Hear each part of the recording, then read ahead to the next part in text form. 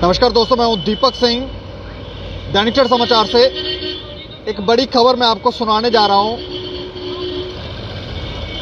Governor Satyapal Malik, जब यहाँ जम्मू कश्मीर के गवर्नर है सत्यपाल मलिक, उन्होंने जब वो यहाँ से चले गए तो उसके बाद एक बयान दिया था जिसमें उन्होंने आरोप लगाए थे कि उनके पास 2 फाइलें आई थी जिसमें उनको उनके एक सेक्रेटरी ने बताया था कि इसमें 150 करोड़ रुपए आपको मिल सकते हैं। आप ये फाइलें क्लियर करेंगे तो आपको 150 करोड़ रुपए मिलेंगे, यानी कि 300 करोड़ रिश्वत देने का ये मामला था। ये आरोप उनकी तरफ से लगाए गए थे। ये आरोप तब लगाए गए थे जब वो यहाँ से जम्मू कश्मीर से चले गए थे और मेघालय में उन्होंने जाकर पदभार संभाला था। वहाँ पर वो राज्यपाल बने थे और उसके बाद उन्होंने एक बयान दिया था जिस बयान में उन्होंने काफ़ी सारी बातें जो थी वो बोली थी। लेकिन अब खबर यह है कि इसकी सीबीआई जांच होगी। काफी देर के बाद अब ऐसा लगता है कि शायद उनके बयानों को संगीनता से लिया गया है और तब उन्होंने जिन जिन लोगों के ऊपर आरोप लगाए थे उसमें बड़े उद्योगपति थे, उनके ऊपर आरोप लगाए थे। एक आरएसएस के भी थे लीडर, उनके ऊपर भी आरोप लगाए थे। और जब आरएसएस के लीडर से पूछा गया था तो उन्होंने कहा कि सत्यपाल मलिक जी के जो बयान हैं उनको गंभीरता से नहीं लेना चाहिए, क्योंकि वो कुछ भी बेबाकी से बोल देते हैं और फिर इस पर चर्चाएं होती रहती हैं। उनको गंभीरता से नहीं लेना चाहिए था। लेकिन अब हमें ऐसा लगता है कि गवर्नमेंट जो है वो इसे सीरियसली कंसीडर कर रही है और अब इसकी सीबीआई जांच होगी और उन लोगों के ऊपर गाज गिर सकती है जो इसमें दोषी थे, जो लोग आरोपी थे। मामला क्या है मैं एक बार आपको थोड़ा सा विस्तार में बता दूं। सत्यपाल मलिक के बारे में तो मुझे लगता है कि सभी लोग जानते हैं कि वो किस तरह से बेबाकी से अपने बयान देते हैं। और धारा 370 हटाने जब हटाई गई तो उस समय वो यहाँ पर राज्यपाल थे, उन्होंने पदभार संभाला था। और उस समय जब धारा 370 हटाई गई उससे पहले उन्होंने बयान दिया था। उन्होंने कहा यहाँ पर कई बड़े बड़े लीडर हैं जो आने वाले कुछ समय में सलाखों के पीछे होंगे। और तब धारा 370 हटी थी और उसके बाद वैसा ही हुआ जैसा उन्होंने कहा। अब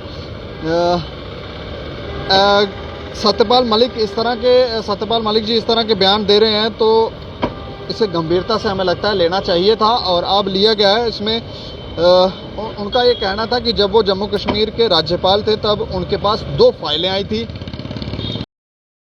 एक फाइल में अंबानी शामिल थे, अंबानी का एक फाइल में अंबानी का नाम था और दूसरी फाइल में आरएसएस के एक बड़े अफसर का नाम भी था। और इसमें उन्होंने ये भी कहा था कि महबूबा सरकार के मंत्री भी जुड़े हुए हैं। इस तरह के आरोप उन्होंने लगाए थे और उन्होंने ये भी कहा था कि ये नेता जो उनके पास ये फाइलें क्लियर करने के लिए बात कर रहे हैं वो ये कहते हैं कि उनकी डायरेक्ट प्रधानमंत्री से बनती है, उनकी जान पहचान है।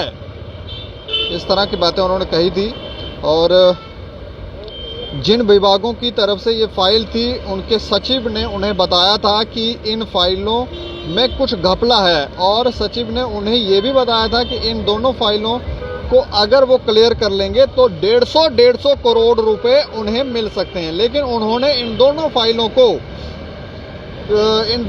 को क्लियर नहीं किया था। उनकी जो डील थी वो रद्द कर दी थी और उसके बाद उन्होंने प्रधानमंत्री से मुलाकात भी की थी। उस समय उन्होंने ये भी बताया था, जब वो बयान दिया था तो उन्होंने कहा कि उनकी प्रधानमंत्री से भी बात हुई थी, वो मिलने गए थे। उन्होंने ये दोनों फाइलें जो थी वो उनको बताया कि ऐसे ऐसे उनको बताया गया है।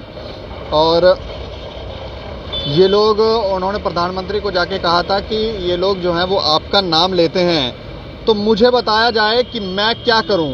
उन्होंने ये भी पहले ही स्पष्ट किया प्रधानमंत्री से बात करने से पहले, जो बयान उनका है हमारे पास, कि अगर मुझे ये फाइल्स क्लियर करनी है तो फिर मैं पद छोड़ दूंगा, आप किसी और को राज्यपाल बनाएं, मैं यहाँ पर राज्यपाल नहीं रहूँगा। लेकिन बाद में उन्होंने कहा कि प्रधानमंत्री की मैं तारीफ करना चाहता हूँ। उन्होंने कहा कि इन मामलों को संगीनता से लिया जाएगा और अब संगीनता से लिया जा रहा है। प्रधानमंत्री, उन्होंने ये भी कहा था कि प्रधानमंत्री करप्शन के बिल्कुल खिलाफ हैं और जो लोग उनका नाम इस्तेमाल करके इस तरह की बातें कर रहे थे अब उन पर गाज गिरेगी। अब सीबीआई जांच करेगी और अब इन लोगों को पता चलेगा, क्योंकि इसमें एक तो महबूबा मुफ्ती जी के मंत्रियों का नाम है। उस समय एक डेफेमेशन भी फाइल किया गया था महबूबा मुफ्ती की तरफ से, लेकिन बाकी लोगों की तरफ से कोई ज़्यादा प्रतिक्रिया नहीं थी। ऐसा लगा कि इस बात को ठंडे बस्ते में डाला जा रहा है, लेकिन ये ठंडे बस्ते में नहीं, अब तो ये उजागर हो गई है और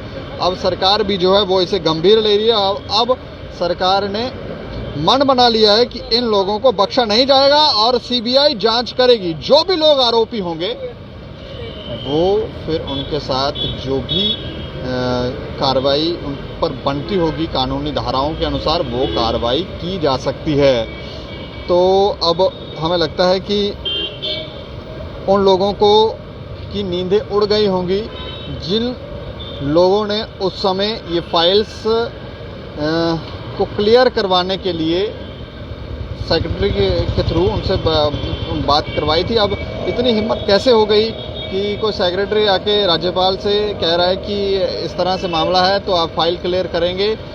इतनी हिम्मत होती नहीं। और उस समय सत्यपाल मलिक जी ने क्यों फैसला नहीं लिया, क्यों कोई स्ट्रिक्ट एक्शन नहीं लिया? वो ले सकते थे, क्यों एक्शन नहीं लिया? मुझे लगता है ये भी एक सवाल उनसे पूछा जाएगा। लेकिन आप इस पूरे मामले के ऊपर अपनी प्रतिक्रिया ज़रूर दें और देखते रहें दैनिक सवेरा समाचार। मुझे और मेरे सहयोगी राजेश लोकोत्रा को दें इजाज़त। नमस्कार।